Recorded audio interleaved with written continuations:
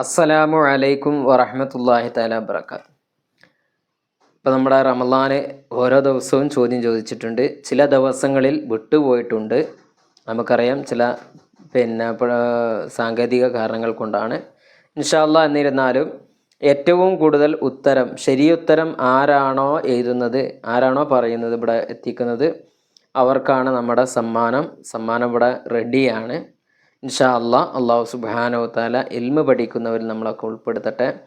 ഇന്നത്തെ ചോദ്യം, പരിശുദ്ധമായ ഖുർആനിൽ ഒരുപാട് നബിമാരുടെ പേരുണ്ട്, മറ്റു പലരുടെയും പേരുകളുണ്ട്. അതുകൂട്ടത്തിൽ ഹബീബായ റസൂലുള്ളാഹി സ്വല്ലല്ലാഹു അലൈഹി വസല്ലമ തങ്ങളുടെ സ്വഹാബാക്കളുടെ പേരും പരിശുദ്ധമായ ഖുർആനിലുണ്ട്. അപ്പോൾ ഏത് സ്വഹാബിയുടെ പേരാണ് പരിശുദ്ധമായ ഖുർആനിലുള്ളത് അത് കണ്ടെത്തുക, ആ ഭാഗം ഓതി നോക്കുക. ഇൻഷാ അല്ലാഹ് ഉത്തരം എഴുതി മദ്രസയിലേക്ക്, പള്ളിയിലേക്ക് എത്തിക്കുക. അല്ലാഹു സുബ്ഹാനഹു വതആല നാഫിയായ ഇൽമ് നമുക്ക് നൽകി അനുഗ്രഹിക്കട്ടെ. പരിശുദ്ധമായ ഖുർആൻ പഠിക്കാനും അതനുസരിച്ച് ജീവിക്കാനും അല്ലാഹു തൗഫീഖ് നൽകട്ടെ. അസ്സലാമു അലൈക്കും വറഹ്മത്തുള്ളാഹി തആല വബറകാതുഹു.